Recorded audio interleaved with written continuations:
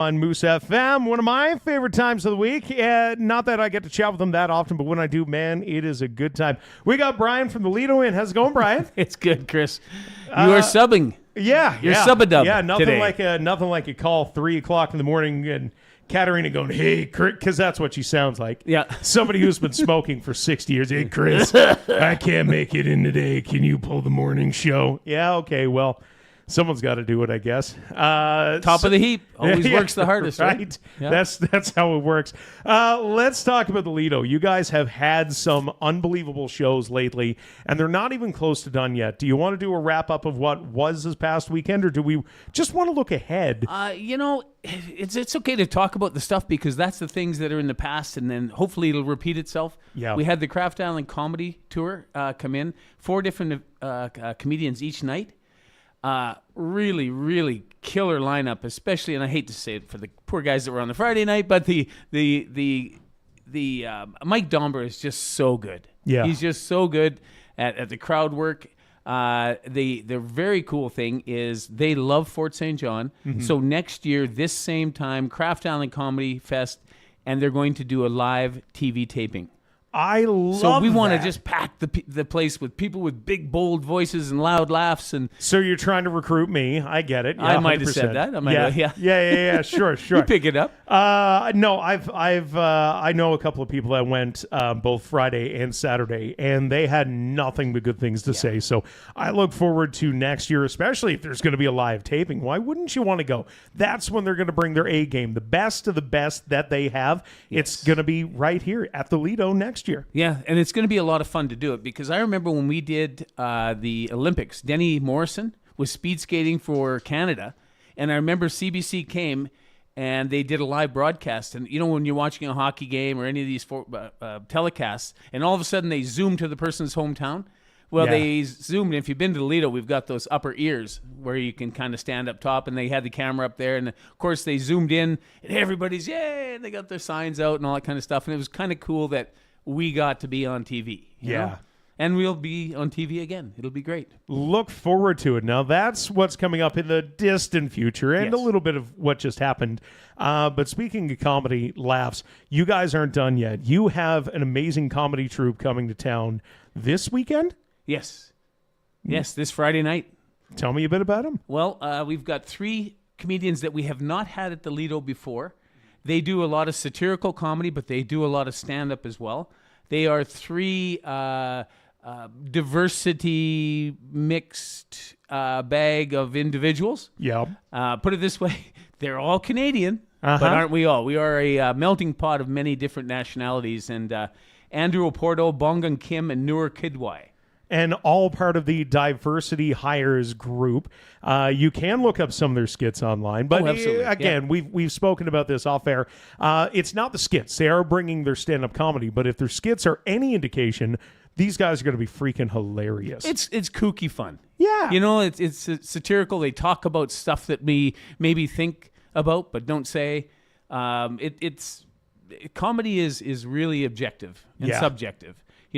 Some things are super funny to other people and others not so much, But I really would encourage people to get out, turn your cell phone off, sit down, have a cold beverage, and have some good gut laughs for a couple of 2-3 hours on Friday night. That cold beverage is key. It's not just the comedy, though. You guys are bringing movies back to the Lido, and we can talk about ours if you wanted to. But I want to talk about what's happening, again, is it this weekend, next weekend, Rocky Horror Picture Show, which is always a favorite.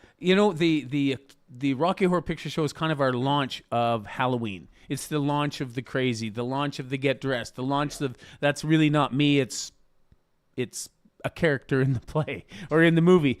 Rocky Horror Picture Show has been a cult classic for generations, and we have some people doing some MC work for us that are with the theater group. We are probably sitting around 175 tickets sold. It will get. Last year we had around 200, a little over 200 plus. You get a prop bag with it. If you've ever been to a Rocky Horror Picture Show, you know exactly what's going to be in that prop bag. And if you haven't, it's going to be a surprise when you open it up. Well, that's why there's 170 odd tickets sold, is because so many people have gone in years previous. They know it's going to be a good time. Yes. They expect this good time, and tickets are only $30. $30. That's right.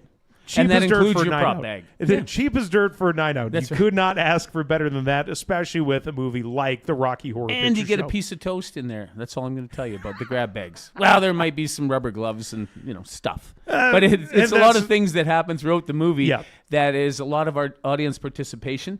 The time warp is it's insane to watch how many people flood up onto our stage and dance the time warp. There must be 75 people on that stage, all doing the dance, and it is it's just a chaotic, crazy time. I really hope that after the show, in past years they've gone and walked down to the new Frontier, and you can imagine when someone dressed In drag. inappropriately for perhaps the streets of Fort St. John in drag, Yeah. and walks into the Frontier Cowboy Bar. It's a lot of fun. Anyhow, I would encourage people to definitely get tickets. Very, very fun weekend. And then we get serious on the Wednesday. We've got the All Candidates Forum coming up. It's not all fun and games. Sometimes we do have to take things a little seriously with the impending election that coming up on October the 19th. Correct. If I'm not mistaken. It's going to be an all candidates forum. What does that mean for most people? It's a debate. That's basically what it comes down to. A debate, a forum, a question and answer period. We are doing it in a 3-step manner. When we found out that nobody was going to do the All Candidates Forum, which has typically been done in the past, we took a step up and I made a call, and right away Curtis Whitford with the Petroleum Association said, "Yeah, hell yeah, Brian, we'll definitely do it. This is a serious thing. We want to make sure the message gets out there." And so big hats off to the Petroleum Association for doing the MC work, the host work, the question answering, that kind of thing. Frontier Law is coming in. Colleen's helping us out with it as well. Of course, you guys here at the Moose are getting the word out over at Bell Media. Even the Alaska Highway News. Remember them? I do. They're back in business, baby. I love it. So many different things coming up, but let's not only focus on the here and the now and the very close. Let's talk about what could be coming up for you, which are Christmas parties. And not a lot of people on the first day of snowfall want to talk about Christmas, but at the same time, you guys are booking up fast. Oh, it is. It's crazy. We've it's a lot of fun when you can have a whole night of celebration and you're not going, wow, is this going to be over soon? Because a Christmas party can be a lot of fun, or it can be long. Yeah. At the Lido, we've got cocktails at 6, dinner at 7, full Christmas buffet dinner, and then we have a headliner comedian as well as a live dance band, and we're going to make sure we've got Safe Ride. It's all right there, and it's so easy for companies that want to either put together or do a standalone. We can do 150 people at the Lido on a standalone, actually 175. But we can also handle the parties that are, a group of 4, 6, 8, 10 employees. Brian, if somebody is listening, they think to themselves, oh, God, I don't want to think about this yet, but it's a good point. It's getting closer. How can they reach out? How can they get a hold of you guys at the Lido? How can they book? Well, the easiest thing to do is just go on to info@thelido.ca or to our website, thelido.ca. You can find out information about any of the upcoming events and that there, but you can also give us a phone call. I'm a direct chitty chat kind of guy. I like talking. I like No. I know. Stop. No. But it's important to find out what they're looking for, and it's in any event. If somebody really wants to portray a certain image during a fundraiser, or they want to have where they're doing a wedding, a funeral, an anniversary celebration. We want to know what it is you have in your mind, and it's really hard to do that with the written word. Yeah. And being descriptive and seeing what people want, that helps us a lot to provide either the other forms of help during these events, like Systems Rental Source. They do all of our sound. We've got Eagle Vision doing lots of video production for us. What do you need to make your event special? Yeah. And sometimes, we've been called the special event specialists, where we go out and, the bar's here, but it can be better. It can always be better. And you know, whenever or whoever ends up taking over the Lido, and we were talking about this earlier as well, somebody is going to really, really own a gem of a business. It does well financially. It's super rewarding to own, and you don't have to do it the way that we do it, but we'll help train the person who really wants to do it, or even if somebody's just out there is interested and would like to, you know, kind of tickle the information a little bit and find out how it actually runs and what are the ins and outs of it. You know, it is really, really an affordable business to own, and we want to make sure it goes to somebody who will carry the torch. The Lido is a special place. I was laughing with a friend yesterday, Hank Williams. I've been everywhere, man. My wife and I have lived in, I think we're up to 5 or 6 different cities in the last 10 years. The radio shoves you around. I have never seen a place like the Lido Theater. And like you say, it is up for sale. It is available to the right person for exactly what you guys are doing, or maybe bigger, or maybe a little bit less, depending on what that person wants to do. Yes. I wouldn't recommend less because you guys could always be busier. You always put off one hell of a show, Brian. And great really job to you and Cindy. You know, because if you look at how many events that we do in a year, and it's somewhere around 100. But that includes a birthday party for 8 people, but that also includes an all-candidates forum for 300. Yeah. You know, so anywhere in between all of those things is an event.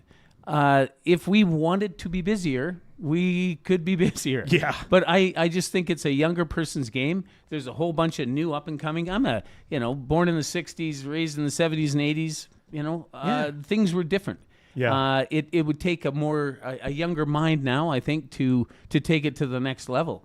Yeah. And I'd love to have a conversation with anybody and everybody about keeping this going. Even if you're not even from town, we've had lots of calls where they'd like us to go down south and say maybe take over this little movie theater and show them what they could do. Love to do that. Yeah. I think it is a franchisable kind of a concept, but I really love the way that it's been endorsed or been loved by the community since 1957. It's been a go-to spot. Yeah, it's like I said. I said it before. I stand by it. There is no place like the Lido, and it could be yours. All it takes is a phone call to a good friend, Brian. Yeah. And again, he's going to make sure that you're taken care of. He's not just going to go, ha-ha, sucker, and walk away. There's going to be a hand Start up. the car. Yeah, exactly. Yeah. Start the car. Cindy, get the car. You should take this opportunity to talk about, don't you guys have Moose movies coming up? Yeah, sure. Okay, we can do that as well if we need to. That's coming up on, oh my God. I'm the one who set this date. October 29th. Thank you, Brian. We've got 2 different movies that are going to be happening. Wallace and Gromit, Curse of the Were-Rabbit at about 4:30. Then at 7 is Ghostbusters, the original, the one that's celebrating 40 years since its original release, which is insane. But like we're playing the original because we know how big of a favorite it is, because we know how big of a crowd the Lido is going to draw, and this movie just fits so well. And it might not be for like, you know, the 3 or 4 year olds, but I mean, we were raised on it. We turned out that's okay. Right. Arguably, if this is what that's okay why you're doing is. the 4:30. You're doing the matinee for the littles. Exactly. A little older individual can go into the Ghostbusters. That's the same line. Around Kids Christmas of all time, ages. we like to do the Miracle on 34th Street Yeah. and National Lampoon's Christmas Vacation. You know, those kinds of flicks, which are not. There's a big difference between those two movies. Yeah, 100%. But I mean, it's for kids of all ages. It's for the people that grew up with this. It's for the people who are hoping to pass down these types of memories to their kids and carry on that tradition of, like you say, cult classics, right? Yeah, so true. They talk about it with their family. They talk about it when they first saw the movie, and the special effects. Yeah. You know, that's when they're all kind of just coming about in that too. They're so crazy now with AI and that it's hard to tell is it a special effect or is it, but the old movies like that are just awesome. Home Alone would be another one that everybody seems to really love at Christmas time. And, we get lots of stuff planned. I think Halloween is a big launch time for us, and I got to do a big shout out to Unresolved. They are a bunch of rocker heads, those guys, and I just freaking love the whole band. Yeah. They are going to make it insanely fun at the Lido. We've got caskets and coffins and spiders and witches and all sorts of I mean, weird you're stuff. going to decorate to the nines. You always Yeah. do. Brian, is there anything that I might have missed in our 40-minute conversation here of how wonderful the Lido is? Hey, you know what? You and I both can stretch 5 minutes into 15 like nobody we know. Well, yeah. kidding. I'm paid to not shut up for a not- living. That's the way that I put it. That's on my resume. Well, I watch you and Trev go at it too, hey? Oh, God. Yeah. Yeah. Now there's some fun banter too. It is. You know what? Just get a hold of us at thelido.ca if you have any questions to anything. You want to hold your own event, want to do a fundraiser, or give us a phone call, 250-785-3011, and we will be happy to hear from you. Brian, thanks for coming in, brother. Always appreciate it. I'm quite jealous of Katarina and Dub that they get this time with you and I don't every week, so it's always good to see you, man. Well, I hope they feel better soon.